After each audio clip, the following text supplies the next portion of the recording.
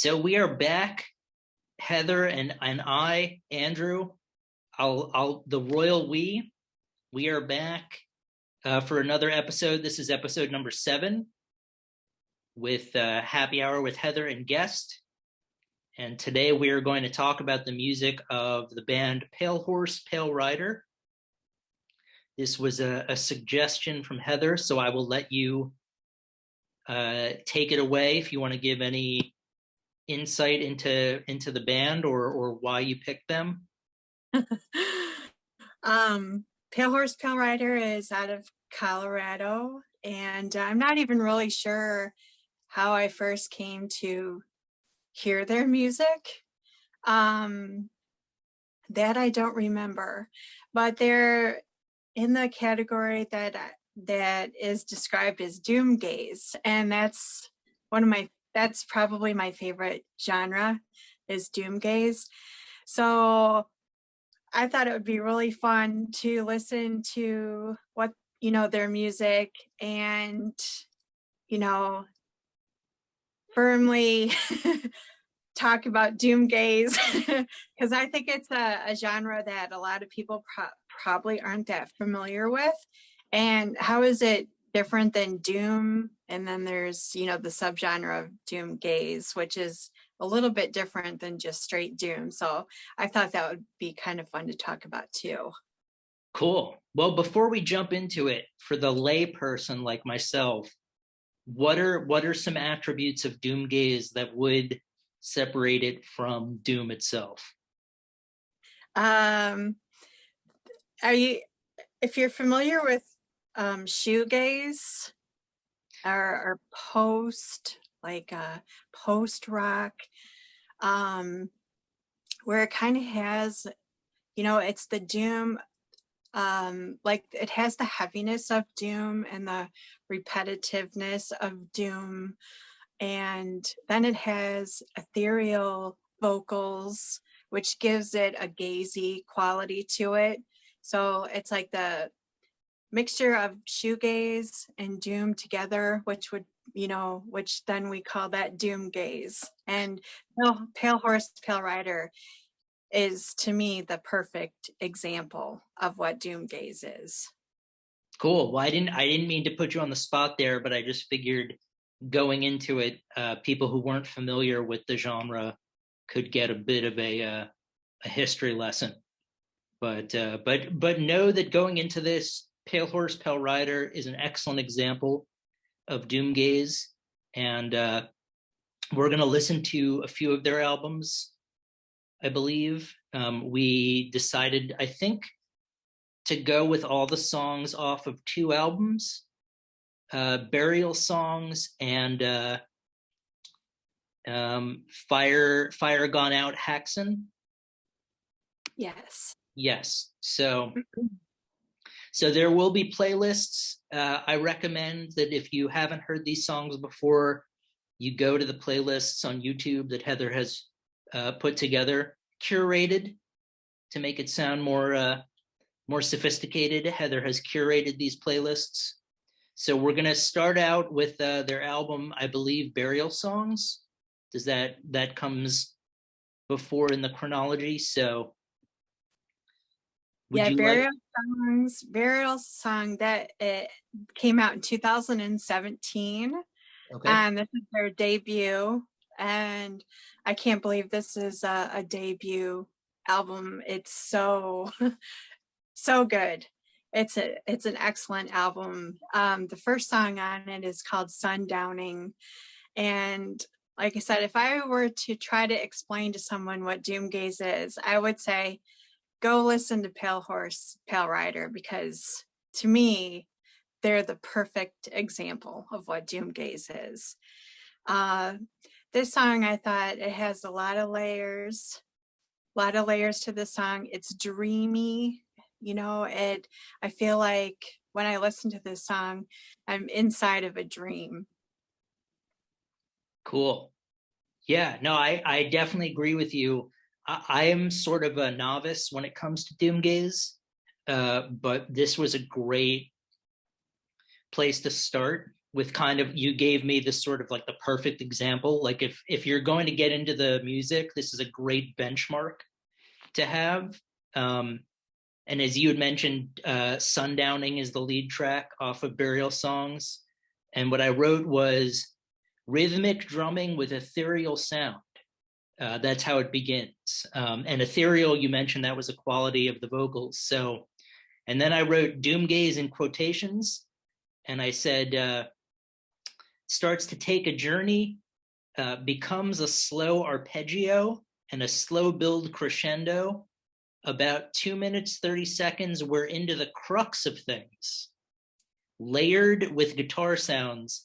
And then I said it breaks from its moorings at about 3:35. So it just goes sort of not off the rails, but it finds a new place, a new trajectory, so to speak. And I said vocals kick in at almost 5 minutes, almost a reprieve. I don't even know what I meant by that.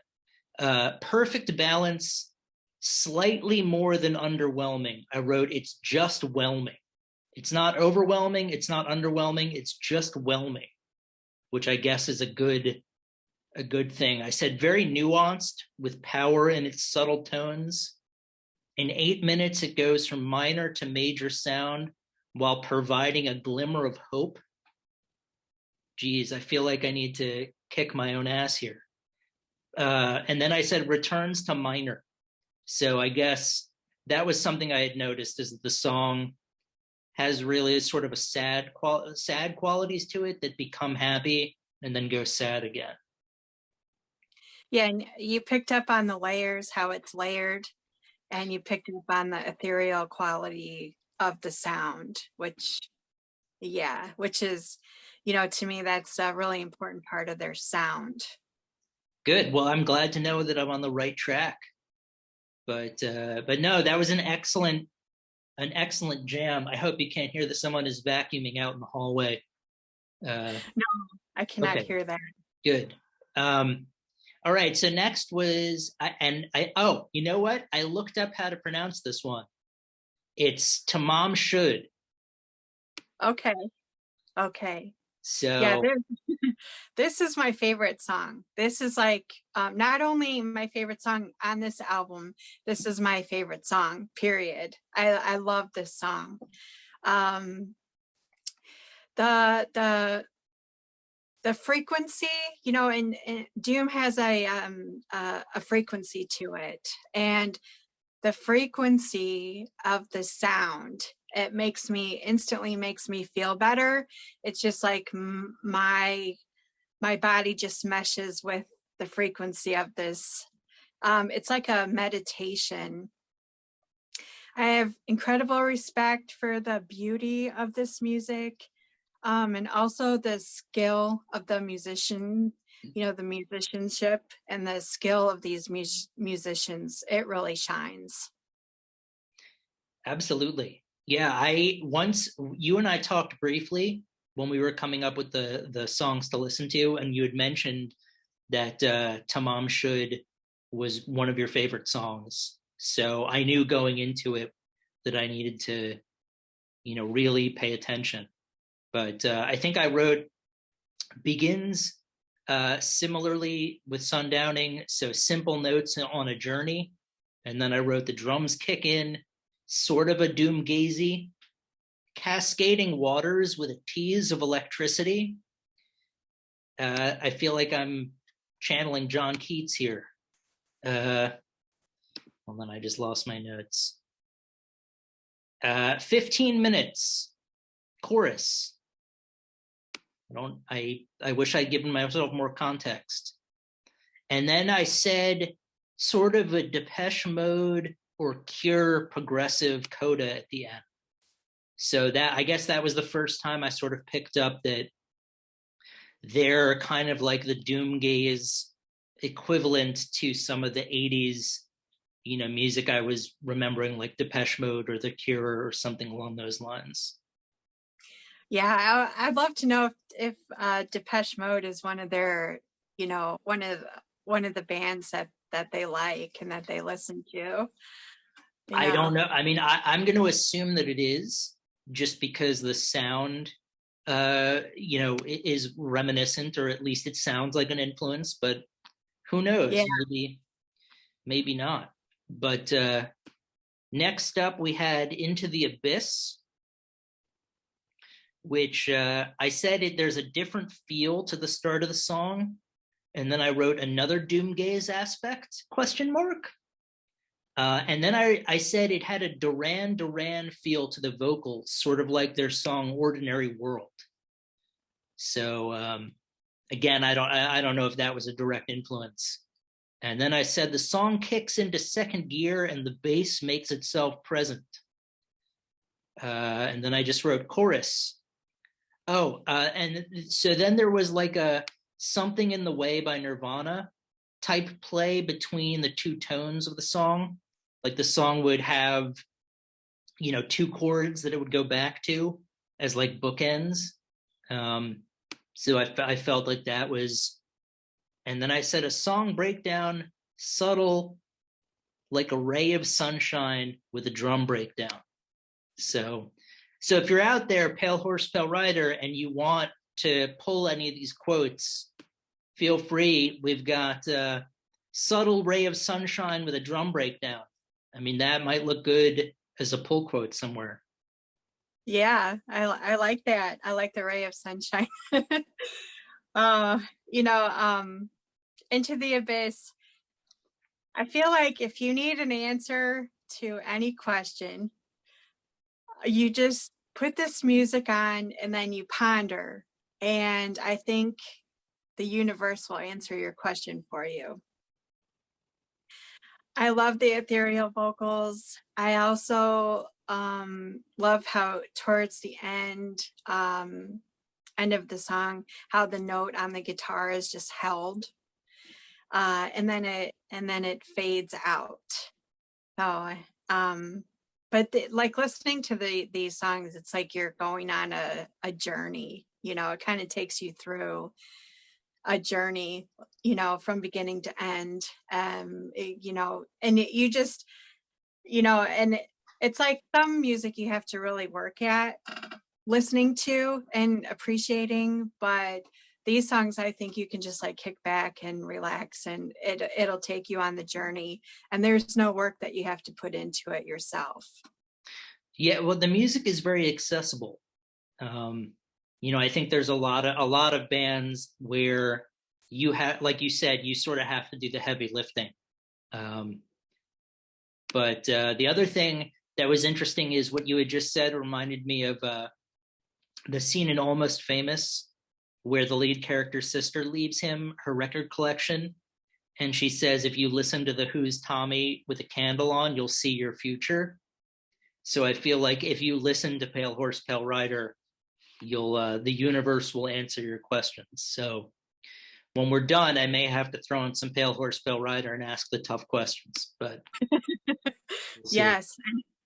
And hopefully you'll get the right answers. Yeah. I will definitely let you know. Yeah. We end with Nero, which is the final track. I said it sounds like it begins with a didgeridoo. I'm not sure if there actually was a didgeridoo, but that's what it reminded me of, the Australian instrument. And then I said rhythmic drumming, but then this song had the most doomy type chords. And then I said the most unique chord type with a major type chorus. And then I wrote everything stops for a few seconds. Like there was a moment where it wasn't like a fade out. It was like there's a literal break. And then everything kicks back in. And I wrote eventually some soloing, but nothing crazy, very melodic. Breaks away to just ethereal and finger picking with a sort of jazzy, waltzy vibe. And then I wrote the drums cease, and then fin, fin for the French end. I don't know why I decided to drop French. I guess I must have been feeling pretentious. Fini. Yeah, there we go. Fini, fin, whatever. Yeah, I thought the guitar was a bit heavier in this song. Like you said, this song would seem doomier. It's a bit heavier. Um, like I said before, I'm astounded that this is a debut album. I just think their sound is perfect.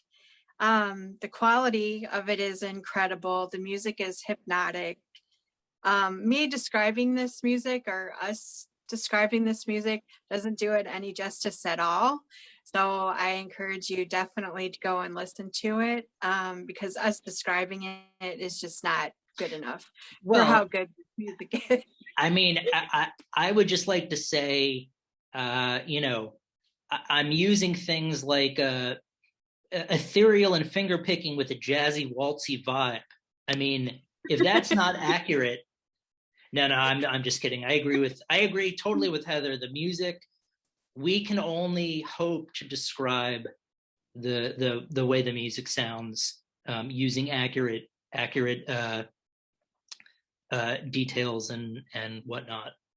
But yeah, I feel like, if you listen to it, that you're going to have your own experience, definitely with music. Yeah, the adjectives we use, while great and inventive, are not going to do it justice. So go check out the music. And then there's I guess it's an EP or a single, but there are 2 tracks on it, which is Fire Gone Out, and then I'm going to pronounce it Hexon or Hexon, Haxan. So for Fire Gone Out, I wrote backmasking into a darker, similar tone style. So for those of you out there who aren't familiar, backmasking is when you have like a hidden message that you've recorded and you end up playing it backwards. So it sounds like so that's what it sounded like to me.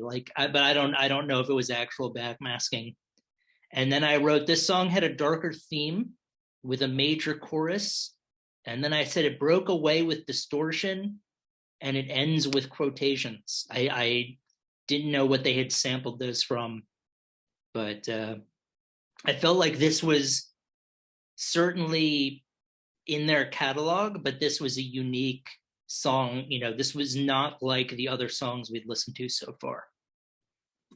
Yeah, and this EP came out in 2019. Fire Gone Out, I feel like this music belongs in a Western movie. It just, when I listened to it, I kind of felt the expanse of the West. That's what the song reminds me of. The vocals are a bit different in this one, and there is some spoken word, which is, which I hadn't heard them do before. So that was, more unique. And I just feel like the song does it. It has a different feel to it than what the other songs we've listened to. I actually went on YouTube when I was listening to this song, just to check out the comments, and someone wrote it sounded a bit like Jesus and Mary Chain, who I'm not familiar with, but it seems like that would fit, considering that some of the other things I picked up on were other, like Depeche Mode or The Cure, that I think Jesus and Mary Chain is in that same sort of ballpark. So I could be completely wrong, and someone is probably listening to this or watching this shaking their head with their hands like this, but what can I say? Yeah. And then there's the other song, I'm going to pronounce it Hexon, which I wrote had a brighter start, just the cymbals and guitar work with more ethereal quality, different from previous tracks. Definitely the same band with vocal melodies and singing, but just different enough. Hits the groove with Oz, like AHS, I guess. where that, the singer is probably going, Yeah. I said more essence of Doomgaze. If it was a perfume, it would be Ode to Doomgaze. And then I said the vocals were like whispering through spider webs. I don't know where that came from. And Yeah. then I said dissolves into just echoey guitar. And at some point, the song reminded me of the track "Tripping on a Hole in a Paper Heart" by Stone Temple Pilots. Oh, So STP. I love STP. yeah, there was like a certain section of a chord progression where I was like, this reminds me of something, and then that was the song it reminded me of. Yeah. I thought this song was a little more down-tuned. Again, more on the doom side. This EP is a little bit heavy on the heavier side. This is more on the doom side. I'm going to steal the phrase that you use. I hope you don't mind. No, not at all. It's a straight up banger. Oh yeah. And I don't know if you saw on the EP, but there's also a cover. There's a third song on there. Did you see that? I didn't. I'd only seen these two. Maybe it doesn't show up unless you purchase it. I'm not sure, but there is another song on there. It's a cover of All Tomorrow's Parties. Okay. Yeah, and the cover is amazing. It's amazing. I'm a big fan of bands putting their own spin on covers, and they definitely did that. They put their own spin on it, which it's really great. It's very well done. Very well done. And then they also have a split with Desert Records. It's a split with Lord Buffalo, and it's album number 1, and it's in a series, and it's called Legends of the Desert. And I think they still have some records available that you can purchase, but it's amazing. And I think you can find it on Desert Records Bandcamp, and I believe that the record is available on Palehorse Palerider's Bandcamp too. But I really, really recommend checking that one out too, because it's phenomenal. Cool. Yeah. Definitely check out the songs we've talked about. And if you want to further your Palehorse Palerider experience, which you definitely should, because they're an awesome band and they play great music, then be sure to find out this split they did with Lord Buffalo.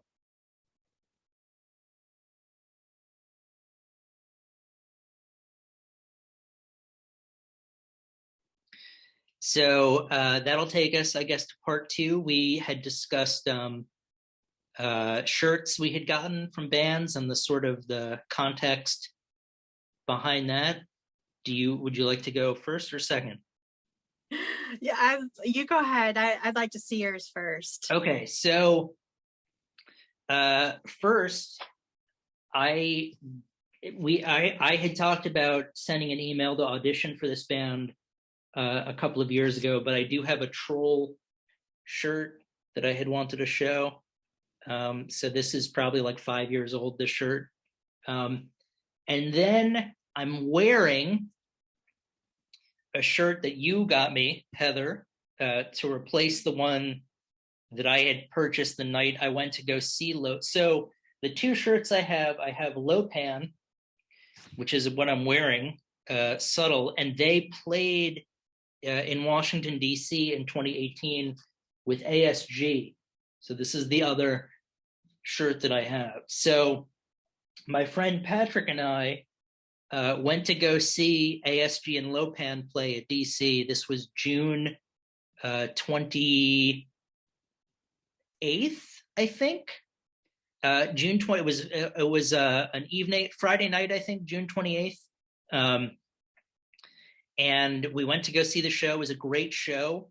Lo-Pan and ASG put on a great show. I bought a Lo-Pan t-shirt. And then the next day, I was going to go fly to meet my folks, and that's when I had my ruptured brain aneurysm. So I'm pretty sure that I was wearing the Lo-Pan shirt because I couldn't find it when I got home from the hospital. So that's why Heather was kind enough to get me this one to replace the one I had been missing. But yeah, that was that. And then a year later, so 2019, I went to go see Desert Fest in New York. And that's where I saw ASG again and bought this t-shirt. And I was able to speak with the lead singer briefly, which was a nice, I had told him that I had seen him the year before in DC, and that I'd had the aneurysm, and he looked sort of shocked. And I said, "Don't worry, it wasn't from the music." But yeah, so these are my I have three. Although these are my two t-shirts, ASG and Lo-Pan.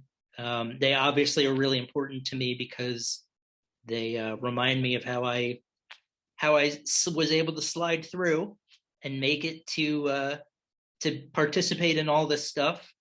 So I will always, and they're great. It's great music. Both ASG and Lo-Pan make awesome songs. They're both sort of in the stoner metal genre, but both have a surplus of albums, so you can easily find them. And yeah, it's just rocking good times.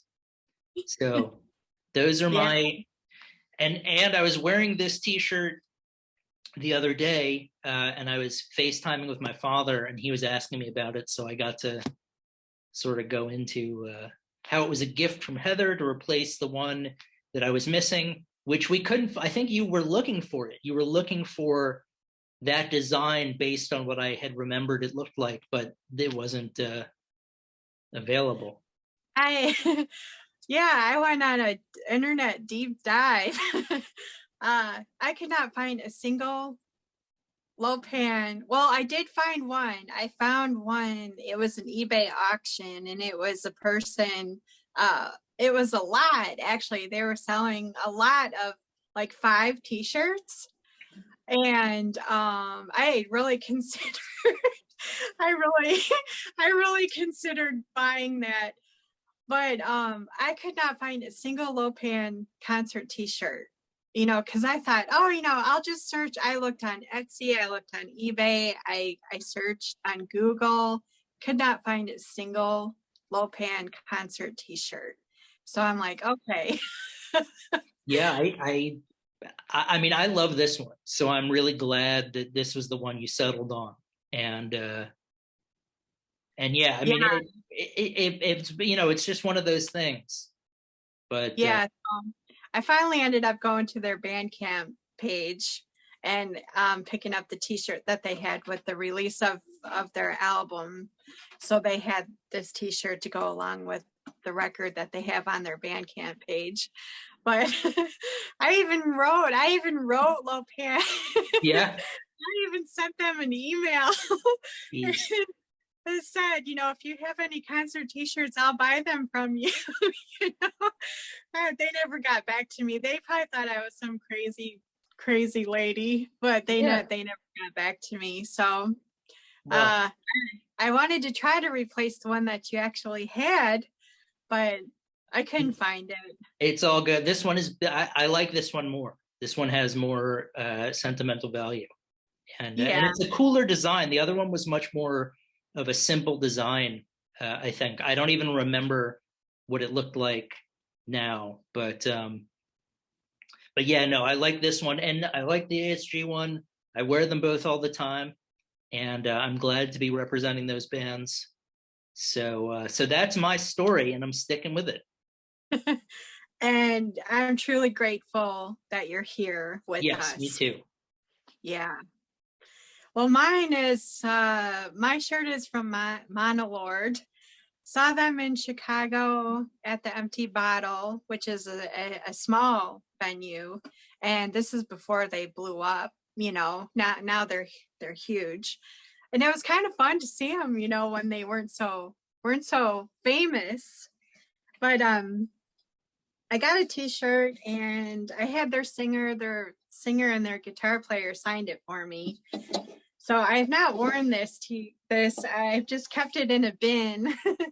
I have not worn it. I'm afraid if I wear it and I wash it, that the signature is going to fade. But can you see it? Yeah, that's awesome.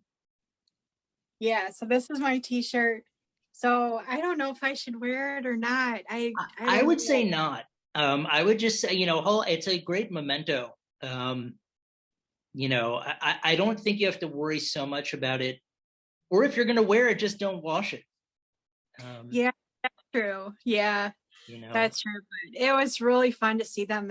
They put on a great show, and they're loud. And for how loud they are, they're not distorted. There was no distortion at all, and it is just so loud and so heavy. And yeah, they're really, really good. It was great. It was a great show. It was a lot of fun. I saw them when they were another band that I saw at Desert Fest, and I actually bought a T-shirt, but I ended up giving that T-shirt to my friend whom I was staying with as like a thank you. So that was nice of you. Yeah, well, I felt like he was letting me stay with him and his family, for a couple of days. The least I could do was get him a T-shirt. But yeah, Monolord, they're another great band to get into, and they're actually who got me into doom, because I started out just listening to, I went from, I started like stoner rock, like just straight stoner rock, really, first. That's really, really what I started with. When I started getting into all the underground music, it was pretty much a straight stoner rock. And then I started listening to stuff that was like a little bit heavier. And then when I listened to Monolord, I was just like completely blown away. And I was like, whoa, I gotta find out what this is, and I gotta find out more about it. And that's when I got into doom, was when I listened to Monolord. They're responsible for getting me into doom, and now I love doom. Well, it's like my favorite. Yeah. Thank you, members of Monolord, for getting Heather into doom. Yeah. And yeah, I would say definitely pick up music by Palehorse, Palerider. Check out music from Monolord and Lo-Pan and ASG. And you really can't go wrong with any of those bands. So that'll be a good way to spend your time. And yes. And we have 2 movie recommendations.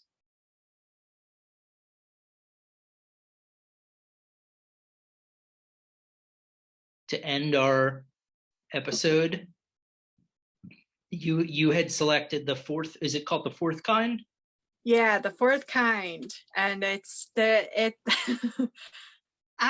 there's anyone that lives in Alaska that I could speak with that knows about this story, I would love to know more about this. It's about alien abduction, and it takes place in Alaska and Juneau, Alaska. And it's based on testimony of this psychiatrist patients that she saw and the stories that they had. And the movie is freaky. The stuff that they talk about, it's like they all have the same stories. They see the same things. And these are people that don't know each other. They're not related.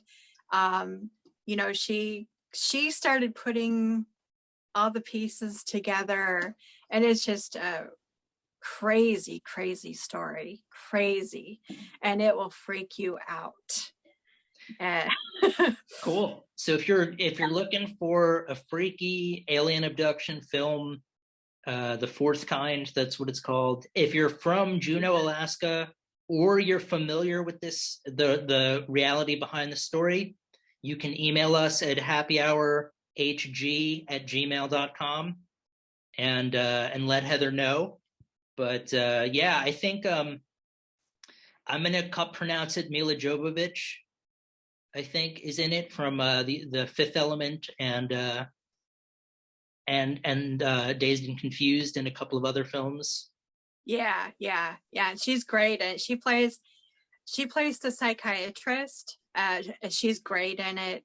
Yeah, it's a really good movie. It got kind of a low rating on Rotten Tomatoes, which kind of surprised me.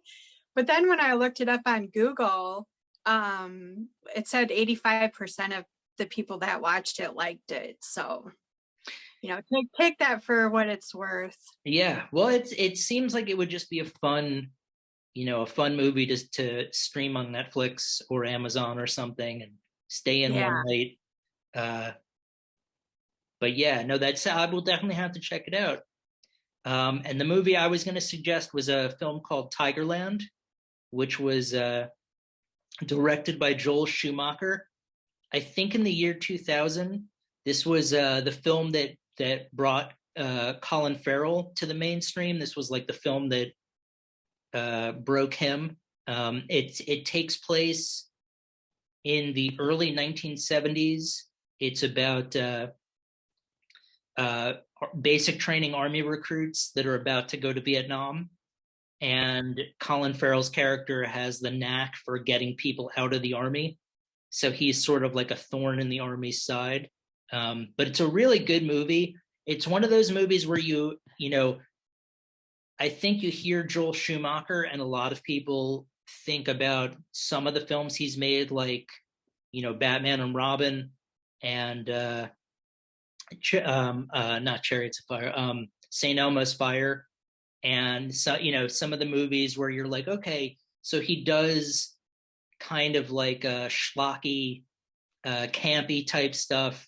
But then you remember that he also directed Falling Down and Flatliners, and and The Lost Boys, and you're like, oh yeah, no, he's one of these directors that has a surprising collection of films that he's done that's great. And this one definitely is this is much more in line with Falling Down than it is with Batman and Robin. Not in terms of the subject matter, but just it's a really well done movie. It's really low key. I think it was shot on like handheld Super 16, so it looks really grainy. I don't think there was a lot of money in the budget, and most of the actors in it are people who you'll recognize as from other things, but you won't know their names. But it's I would definitely recommend it. Colin Farrell's really good in it, and yeah, so that would be my 2 cents. But yeah, I feel like today was a good. We revisited some of the bands whose shirts we've procured over time, who are important to us for a lot of reasons. And I'm glad I got into Palehorse, Palerider, and that you were the navigator. So thank you, as always, the incomparable Heather, for being one half of this duo. Yes, along with that other dude, Andrew. And yeah, so be on the lookout. We've got a ton of stuff from the vault, from our Facebook group, that we'll be releasing, live stream performances and other conversations we've had. And then Heather and I will keep making episodes. So yeah, and I'm glad we're revisiting these live streams because, man, we had some phenomenal live streams. yeah. And like you said, I don't think enough people are seeing them and appreciating them. So I'm glad you're doing this. Yeah, well, we are doing this. The royal we, like the editorial. Yeah. But yeah, thank you so much for watching another episode. This has been Happy Hour with Heather and Guest, and looking forward to seeing you next time. Yes, thank you.